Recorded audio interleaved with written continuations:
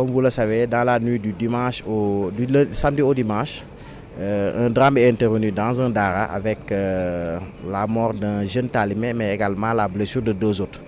Dès que nous en avons été informés, donc nous avons pris sur nous l'initiative d'abord, dans le cadre de la prise en charge de cette affaire, de demander au directeur de l'hôpital pour que les jeunes blessés puissent être entièrement pris en charge, ce qui a été le cas depuis quand même le dimanche. Et le reste, sur l'aspect purement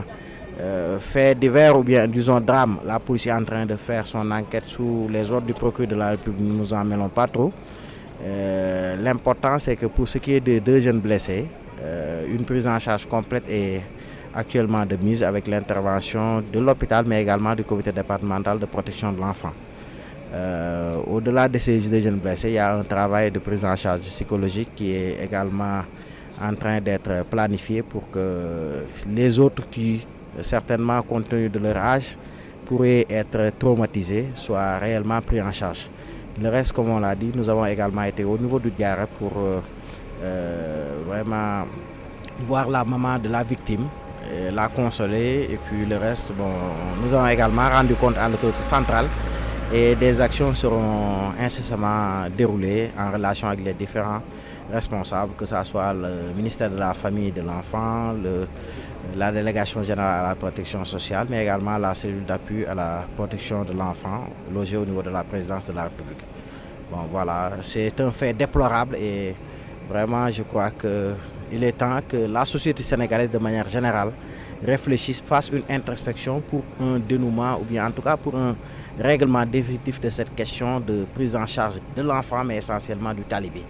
Parce que comme vous le savez tous, c'est des enfants qui sont à la charge d'un marabout, d'un maître coranique, qui peut-être n'a pas tous les moyens pour la prise en charge de ces enfants. Mais malheureusement, c'est dramatique de le dire, on sent quelque part une certaine démission, voire en tout cas une dose d'irresponsabilité des parents et de la société de manière générale, parce que c'est des faits qui n'auraient pas dû avoir lieu. Le reste, l'enquête suit son cours. En tout cas, nous sommes déterminés à accompagner ces jeunes talibés et c'est dans un sillage général parce que le comité départemental de Thiès a l'habitude de faire des actions et c'est un fait divers qui mobilise le comité dans le cadre d'actions planifiées depuis le début de l'année. sant yàlla rek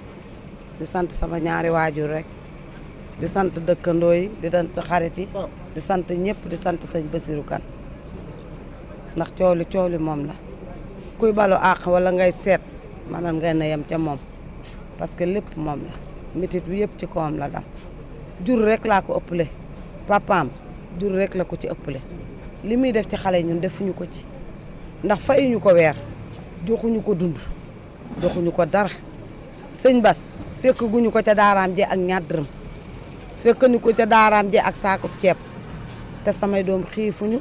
doomi keneen xiiful samay doom maruñu doomi keneen maruñu suñu tilimee sax am nañu ku leen fóotal dafa wut maire bu leen di fóotal ñu koy waxtaan Ndeye Diagne mooy togg yan xale yi ñu dem yóbbu xale yi yalwaani wuñu xale yi taxawaalu ji wuñu dàll bu daggee mooy jënd yére bu xotti ko mooy jënd su ma jëndee ba yóbbu fa man am naa problème daf ma naa ku la ko yónni ak ku la ko laaj boole koog nag chaque jour ginaar la leen di rayal saa boo toogee ba 5 heures jot lii ma lay wax bu paasee tey ba mitit wi jàll waaxul heure 5 heures nga dem fa daara ji day fees del ak ay kilifa yoo xam ne mat nañ ko papa mat nañ ko maam mban ak kafem lay taal xale yu góor yi entraîné di bëre ji foofa la ñuy naane kafe lii may wax àddina bépp dinañ ko dégg te lii may wax sosuma ci dara bëgguñu lu neex sëñ bi ba tax ñuy wax loo xam ne amut ku dee sa loxom di jor ngay laloo su defoon lu bon wala mu def lu ñaaw sama doom buy génn ñibbi sama kër mais giñ naa ko ci sëriñ Fallou ak penku bii ma jublu sama doom bu génnoon tey kër sëñ Bass la jëm nañ ne yaayam dafa nekk Mbuur jotuma xamante yaayam mais maa ngi koy jaale doomam di bokk ak moom métit wi di bokk ak moom tiis wi ndax mu xale boobu ak samay doom dañ daan ànd ñëw sama kër tabaski gi korite gi passé ci raw ma ni leen bu ñu fi yàlla bàyyee ba déwén ak jàmm yéen ñëpp lay xottil nii ma xottile xale yi kon kooku su sañoon tey kii du dem mais nag xëy na lii la yàlla dogal itam dogalub suñu borom it dañ koy fas yéene nangu suñu borom ma ñëw deret ji mënuñu woon a fexe ba du tuuru xale bii mënu woon a jàll bisam kon loolu tamit dañ koy doolee sant suñu borom bu ñu waroon a dem ñoom ñëpp dañuy dem mënuñu ci dara maa ngi leen di sant di leen gërëm man Faat Jum laa tudd dëkk Kawsara Fall man maay présidente bu Kawsara Fall maa yor groupement yi ci Kawsara maa yor mbootaayu Kawsara kii taxaw nii xam naa ko moom xamuma préfet bari na këyit yu ma yor sama kër préfet bu Kees moo ko signé ma daan liggéey ak RVA daan liggéey ak Tostar ñii ñëpp ñëw nañ sama kër mais ñoom ñoo ma xàmmewul man xam naa leen. Madame Fall laa tudd nekk chef du service départemental du développement communautaire de Thiès nekk en même temps le point focal institutionnel du CDPE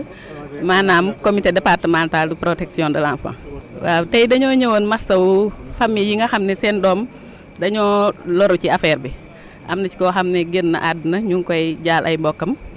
ñaar ñoo xam ne daf leen gaañoon kenn ki génn na keneen ki nag lañ doon seet si tey ñëw wax dëgg yàlla indi suñu ndimbal xëy na bariwul waaye ñëw pour jàppale wax dëgg yàlla ay parents ci tiis bi. waaw déglu nañ yaay xale bi ànd nañoo ndogal mais ñun comité départemental de protection de l'enfant li ñu gis mooy il faut que ñu gën a xool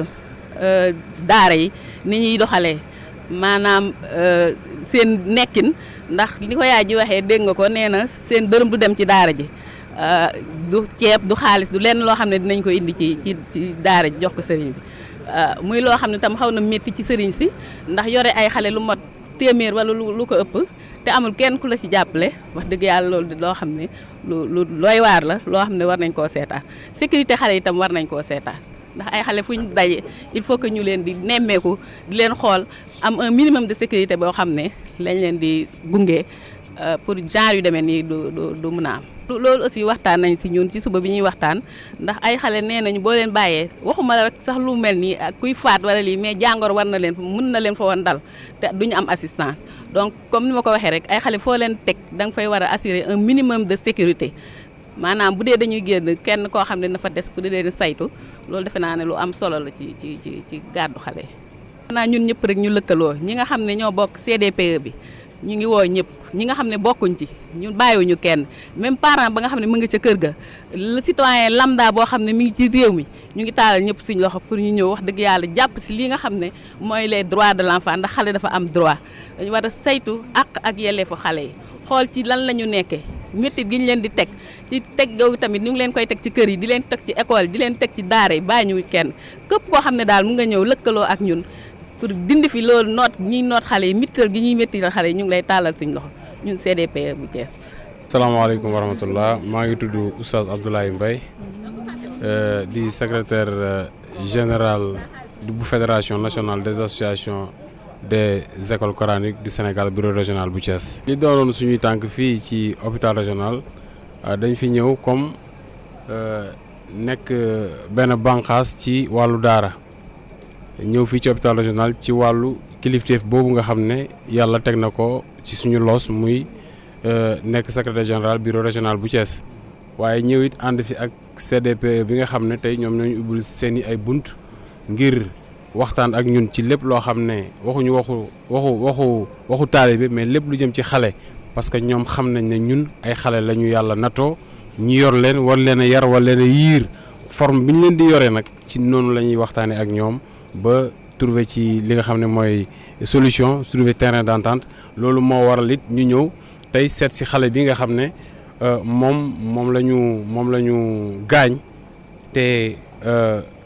faat ki nga xam ne mooy moromam ki nga xam ne moom la ñu gaañ nag bi ñu ñëwee seet nañ ko ñëpp nee nañ alhamdulilahi rabbil alamin parce que jàpp nañu ne mën na génn ci blessure yi nga xam ne tabaarakallaa moom la ko yàlla teg ki nga xam ne it ñu ngi moom mooy ki nga xam ne moo faatu ñu ngi koy jaale ay mbokkam mais di ko jaale sëriñam mais di ko jaale it xalif généraux yëpp yi nga xam ne ñi ngi ci Sénégal te xam ne lenn ci seen njaboot